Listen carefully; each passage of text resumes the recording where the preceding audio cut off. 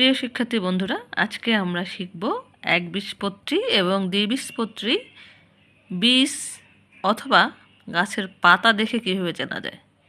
চলো তাহলে শিখি। আচ্ছা, এটা কি বলো তো? এটা হচ্ছে চাল, তাই না? আমরা সবাই চিনি চাল। আচ্ছা, চালটাকে ভাঙলে দুটো করা যায়?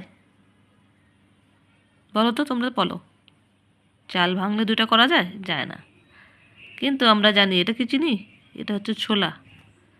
ঠিক আছে, এই ছোলাটা ভেঙে একটা ছোলাকে ভাঙলে দুইটা বীজপত্র পাওয়া যায়। এই যে অংশটা, এটা হলো বীজপত্র। ঠিক আছে, আর চালের এইটা অংশ হচ্ছে বীজ। যখন একটা বীজ ভেঙে দুইটা বীজপত্র পাওয়া যাবে তখন আমরা তাকে বলবো দ্বিবীজপত্রী। আর যখন একটা বীজ ভেঙে একটাই বীজপত্র থাকবে তখন এটা হবে একবীজ বা একবীজপত্রী। ঠিক আছে, এখন চলো গাছের পাতা দেখে কীভাবে চিনবো, তাই না? গাছের পাতা দুই ধরনের শিরাবিন্যাস দেখা যাচ্ছে। এখন শিরাবিন্যাস বলতে কি বোঝায়? এই যে আমরা লম্বা লম্বা দাগগুলো দেখছি, এটা হচ্ছে শিরার বিন্যাস।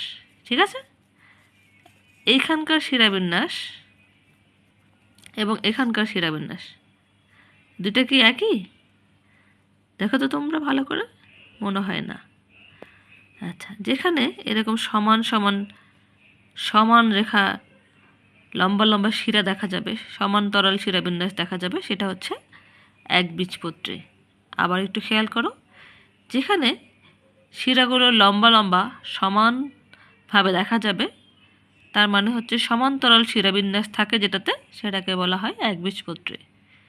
আর যেখানে শিরাগুলো জালিকাকারভাবে থাকে, বিভিন্ন উপায়ে থাকে, এখানে যেটা শিরা দেখা যাচ্ছে এটা হচ্ছে মোটা, আর এই যে চিকন সাইড দিয়ে চলে গেছে এগুলো হচ্ছে ছোট ছোট শিরাবিন্যাস। এটা জালিকাকারভাবে ছড়িয়ে আছে, তাই না?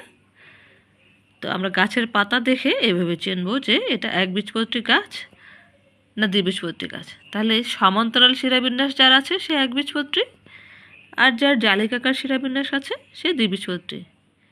আজকে আমরা এই পর্যন্ত শিখব। ঠিক আছে, তোমাদের যদি কোনো প্রশ্ন থাকে আমাকে নিচে কমেন্ট বক্সে জানিয়ে দিও। খোদা হাফেজ।